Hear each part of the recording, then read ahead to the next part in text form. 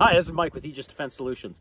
Today, with the weather being just a little bit nicer here in Minnesota and the Midwest in general, and it's not Arctic cold where I can't feel any of my extremities, I figure it's a nice time to come out real quick and talk about something that doesn't get mentioned a whole lot when it comes to shooting in CQB, close quarters battle. And that's just some basics for CQB, and what we're going to be looking at is called holdovers. Now, a lot of rifle shooters, longtime gun enthusiasts, they're going to know about holdovers already. What they're typically concerned about as you're shooting at longer distances is fighting the effect of gravity and the trajectory of that round. Where wherever your zero is, we're going and shooting past that zero at longer distances, I'm going to start compensating by actually aiming a little bit higher than the target. So for say at 200 yards, we would be aiming possibly 2 inches above that, and some of this is going to be dependent on what caliber you're using, the powder load you got inside that cartridge, and your optics that you're using, your barrel length. There's a lot of science that goes into that. We're looking at CQB holdovers. So within that zero, down to 15, 7, even 3 yards, when you're inside of a building and you're clearing it. Okay, so what we're going to do today is we're going to do a couple things. We're going to be aiming in the center of this circle right here, this little X. That's where I'm going to be aiming at, okay? And now what we're going to be fighting is, instead of having to compensate for gravity, now we're compensating for geometry. Oh, no, math. Well, fortunately, we don't have to do a lot of math, or any at all for that matter. You just need to understand this, okay? So look, here's my little gun. Yay, look at that. Eat your heart out, Bob Ross, okay? And here's my little optic. Neat, okay? Now, at those closer distances, what happens is, here's my little target, okay, is that where I'm aiming at and where the bullet impact, that's still going to be my zero. That hasn't changed. So say I'm hitting somewhere center mass, okay, in the neck in this case, because I'm a terrible artist, and where I've zeroed that optic, and they share that point of impact. Now, what I said by fighting geometry is that the difference between these two actually forms a triangle, okay?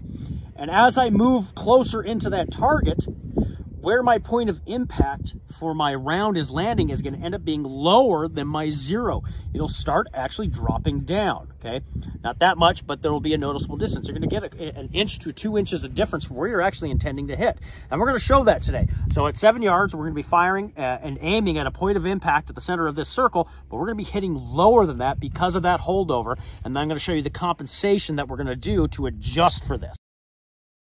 All right, so here we are right at 7 yards, so very close. You can see the target right there. And again, I'm going to aim point of impact in the center of this EOTech, which I have sighted in for 50 yards.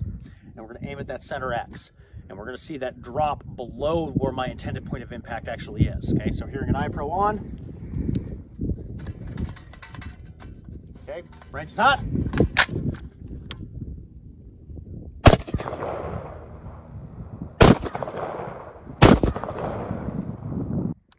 Let's go take a look.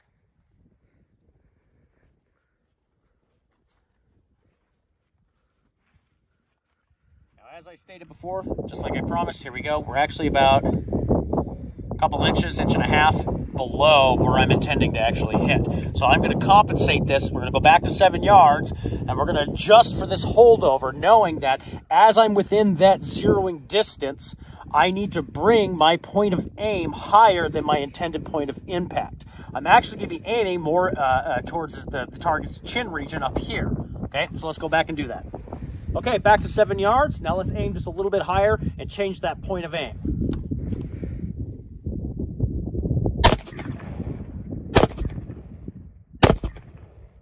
Okay, let's go take a look.